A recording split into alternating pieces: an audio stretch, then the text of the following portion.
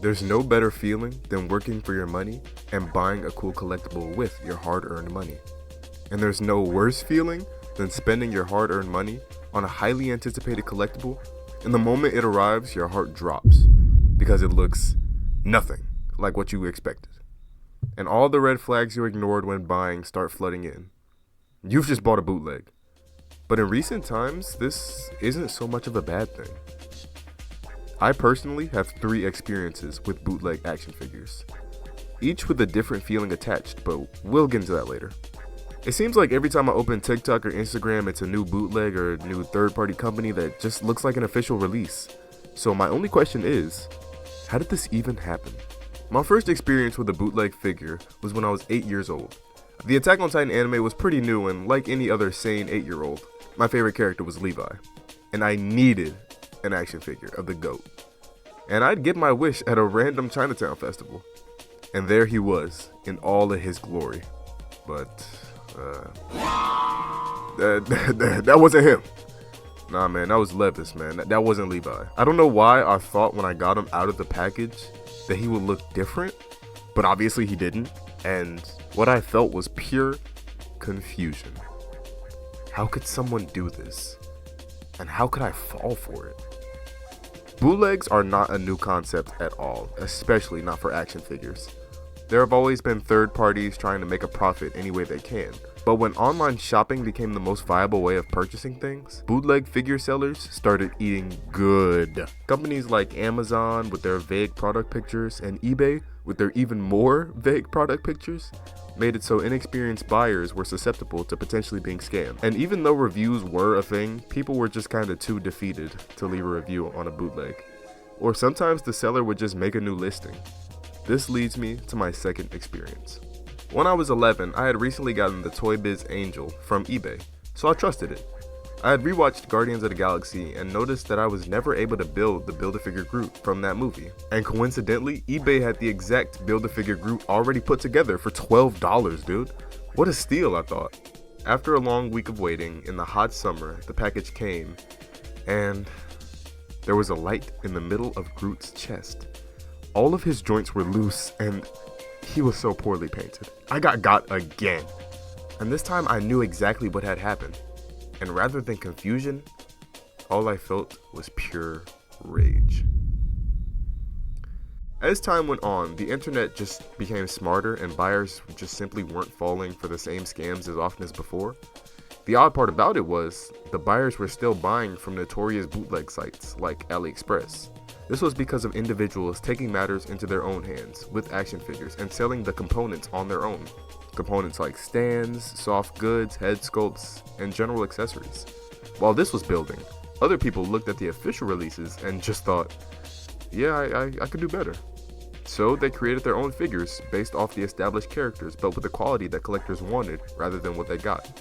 Figures like a faithful Resident Evil 4 Leon, or an accurate Springtrap, or even the God of War himself, Kratos.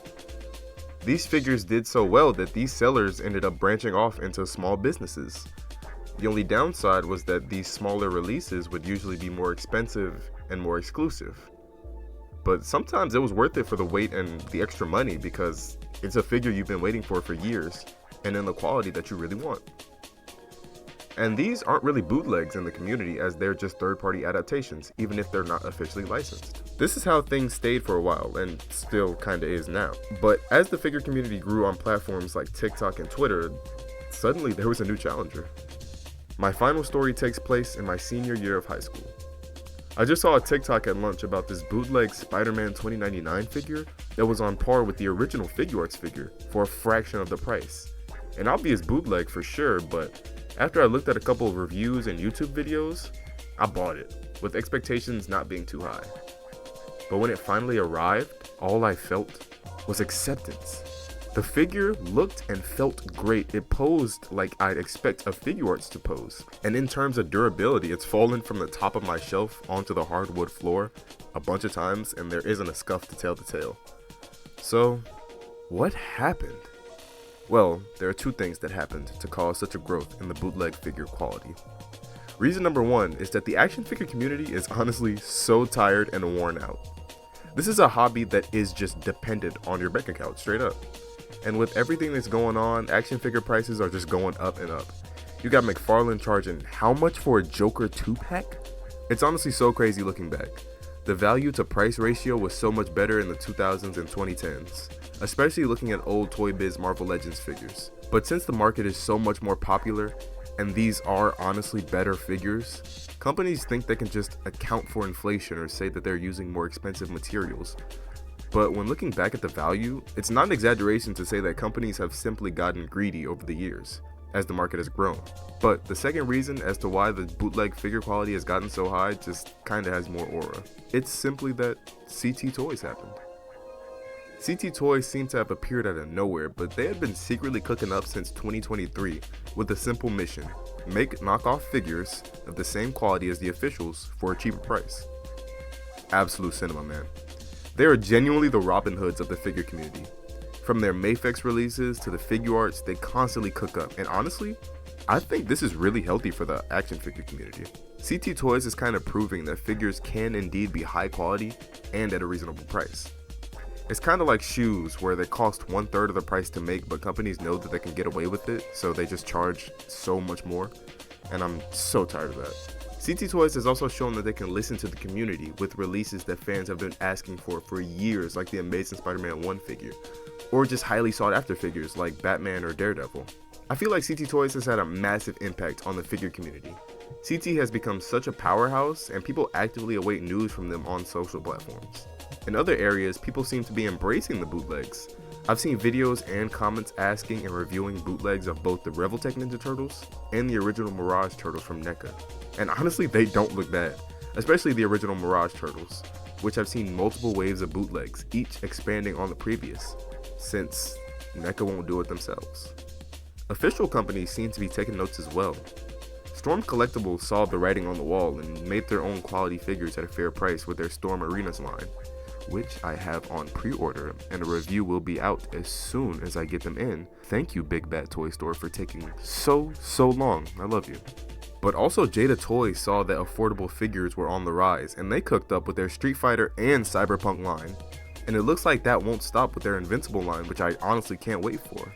But other companies are tripling down on their price points by either offering more accessories and articulation like Marvel Legends' Maximum series, or they just offer the same product but just want people to pay more because of their brand loyalty, like McFarlane and their Mortal Kombat line, which is way too overpriced in my opinion.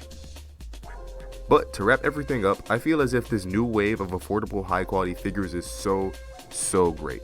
But I also like that companies are finally feeling the pressure to be better, and it's kind of like iron sharpening iron in a way.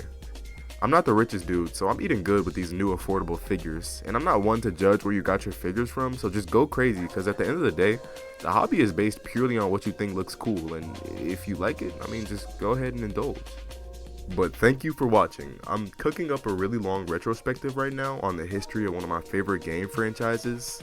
Since the last one got such a great reception, I was not expecting that. I'm very thankful for that. But I'll leave you with this hint on what the game is.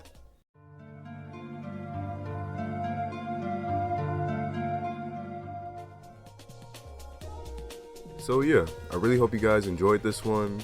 Also, comment down below if you made it this far.